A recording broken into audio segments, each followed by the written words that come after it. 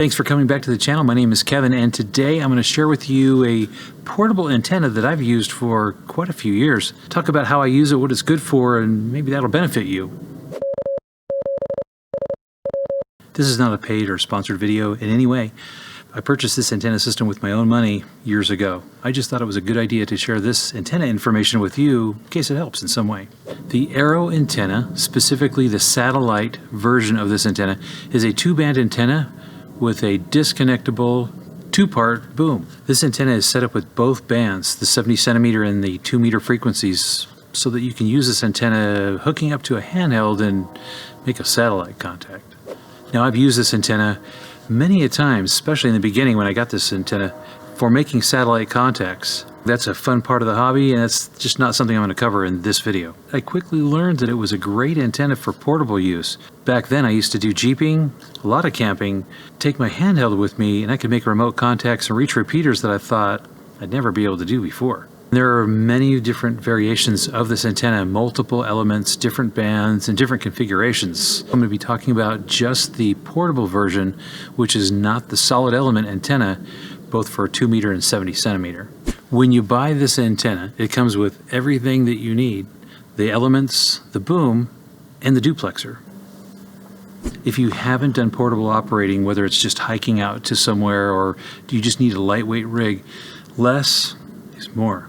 It came in a box, it was really nicely packed, and everything was really good, and I was fine with that. However, it doesn't give you any kind of a carry bag or any kind of a way to store your antenna system.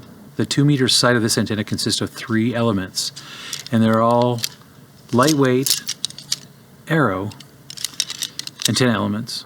They come with a little plastic coating on here, and of course they're threaded on the inside. The matching unit is shipped with it, comes pre-ready to go, and of course you can adjust it if it's off for the frequencies that you want to transmit on. 6 pieces come in the 3 elements for the 2 meter band. The 70 centimeter side of this antenna is 7 elements. They're all lightweight, and you can see that's how small they are. The little screws that make up the connection through the boom. Of course, the match on the driven element is already ready to go. You just make some adjustments here to match the band and frequency range that you want it to be dead on. The boom itself is a 2-piece aluminum, brushed aluminum, and quite frankly, I think built really nice. It's got this cut edge here at an angle with a little copper fitting that joins the two. Makes for a nice, tight, solid connection that does not move. The last thing that comes in this package, which is a pretty nice feature, is the 10-watt low-power duplexer. This thing goes inside the beam itself, and it has a little grip, a little grippy handle for holding onto this antenna. The design is meant so you can hold it here and aim it as you go around. There are 3 ends to this duplexer. You've got your 2 meter side, your 70 centimeter, and of course the end that goes into the radio. Now, the way this antenna is set up, the way that he designed and intended this antenna to be, this satellite version, is that you use one handheld or one radio that will do under 10 watts and has dual band capability, so you can listen on one frequency and transmit on another band. By far my favorite radio for making satellite contacts is the Yaesu VX8. It's not a new radio anymore, and there may be some other radios that do that, but back when I was doing this, the VX8 was a fun radio to make the contacts on. And the reason why I liked it the most is you could set up your frequency ranges and set up the satellites that you wanted in the channel banks, making it better. So when you change to a different channel, your transmit and receive followed you. Now I want to get into how this antenna has benefited me over the years. As an avid jeeper and camper, I wanted to have something that I can make contacts with repeaters in the area, or make a simplex call that was far away when we're camping in the remote mountains and remote areas of Utah.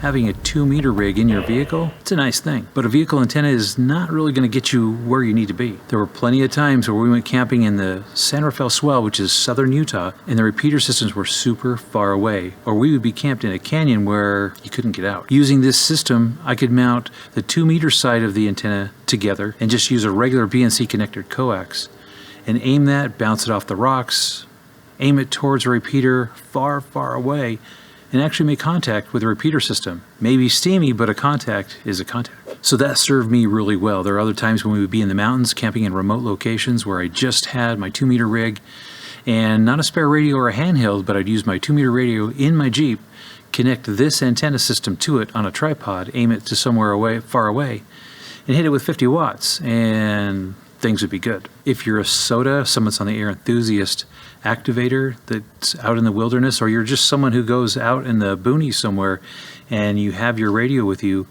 it's an advantage to monitor the 146.52 because that's the international calling frequency for the United States. And what SOTA activators do is if they have trouble, they run into trouble, at every half-hour increment, they're going to get on that frequency and make a call. So if you're out traveling around and you're looking for something to do with your radio, that's a cool thing to do, is look out for your fellow ham. There is a downside to the antenna system, and that's the elements aren't marked, and so you have to visually see which ones are longer and which ones are shorter to know which part of the boom that they go on. So I numbered my boom for the elements 1 through 7 on the 70 centimeter side and 1 through 3 on the 2 meter side. I used some label making material, and you could use markers or whatever, but that's just what I did, was use these label makers, and they've stayed on for 6 years. For each element, I labeled 1 on each side, 2 on each side, and 3 on each side of the element, so I would know what slot they go together with, how they fit on the boom. Pretty straightforward process. Highly recommend doing something like that for yourself. There was no carrying case that I got with mine, so I just had to make something with it, and I kept the original plastic bags because they're thick, they're heavy duty, and they've held up through this entire time. These Arrow antennas are very lightweight. They can be dinged, dented, misshapen, or otherwise harmed, and you don't want that when you get on site. So I went the cheap route, and this was just my idea of what I did, and I got some drain pipe. This is 4-inch drain pipe, glued an end cap at the bottom, and put the same size cap on the other, but didn't glue that. And I also labeled it top. And there are tons of ways that you can make a case. This was just the cheap, affordable way I did so I could make it happen for me. Putting this antenna system together is very easy and very fast, and that's the big thing that I like about this. Being this lightweight, it's been in quite a bit of windy conditions and it's held up. It's not a permanent installation. It's nothing I would ever put up in a permanent environment. That's what the solid element antenna design is for. But because this is really lightweight, I use this for many, many years. It's very straightforward, very simple. It doesn't take up a lot of room, at least in my Jeep, in my camping box. It was great for taking with us. This antenna is meant to be used with a handheld radio. You just can't use the duplexer, the 10-watt duplexer with higher power. For normal operating, I don't put the 70 centimeter elements on it, and I don't use the duplexer. So what are the things that I like about this antenna? This antenna's held up for me for 6 years. It's easy to assemble, and it works really, really well. Every time I've used this antenna and I needed to make a contact to where I needed to contact to, it's performed for me, and that's what I like about it. A downside to this antenna is its cost. Coming in at $159, that's pretty expensive. But it really just depends. If you like to MacGyver and you like to create your own antennas and make stuff from scratch, that's a lot of money. Depending on what you value your time at, for me, this was worth buying this antenna back then. So my case use, I've used this antenna in the hot desert, in the cold winter, in the snow, and this thing has worked flawless for me. And that's what I love about this antenna system. It's only a 2-meter system antenna for me that I use now, but I did make satellite contacts with it, and that was an awful lot of fun. So if you're into that, highly recommend it. It was really fun to sit there and aim your antenna up, spin it around, and catch the satellite in the sky. When you're using this antenna with the intention of making satellite contacts, you're going to hold it in a diagonal way. You're not going to hold it straight on one way or the other. You're going to hold this thing at an angle. When you're making either a 70 centimeter or a 2-meter contact, you're going to use that in the vertical position, like this. So whatever band you're going to use that vertically, 2 meter this way or 70 centimeter this way, because the majority of antennas, like your car antenna, is vertical. That's why you're going to do it. This antenna I think is really great. Would I get this again? Absolutely. Would I pay the money that I paid for it? You bet. Sometimes it's worth buying a product that's going to work for you. You don't have to make everything from scratch all the time. But that is another fun part of the hobby, doing that. If I'm out operating portable and I'm doing 2-meter or 70 centimeter contacts, this is an absolute go-to antenna for me. This is the thing I will always take, and I can attach it to my handheld or use it with my vehicle 2-meter rig. When I'm remote camping, that's the kind of thing I want. I don't want fiddly stuff that I gotta screw around with. I'm too close to any repeater systems right now for me to show you the use and how this thing works at a far distance. Perhaps in a future video, if there's some interest in that, I'll make some recordings and show you some contacts that I can make out in the middle of nowhere and why this thing works so well. Do some comparisons of not using a Yagi and using this Yagi.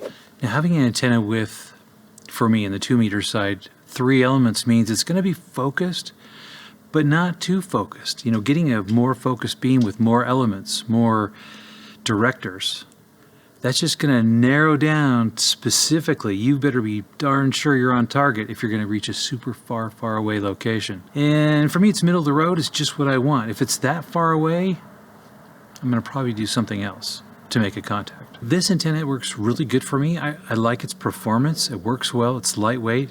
It has the functionality and the portable capability. If you haven't made an antenna before, and I've made a number of them, and Yagis on top of it, it's a lot of time and effort that goes into that. And there are times when I just don't have the time to spend, or I don't want to spend the time to do that. It's worth it to me to purchase an antenna that's pre-made, that's dialed in to where it needs to be. I've made an awful lot of contacts, and it's helped us in emergency situations when we've needed to make a contact to save people when we're out in the campground. Not save them from life and death, but broken down cars and that sort of thing.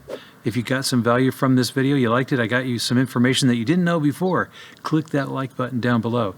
It does help the video and it helps the channel. Of course, if you're new here, consider subscribing to the channel and clicking that notification bell so you get notified each time I post a video.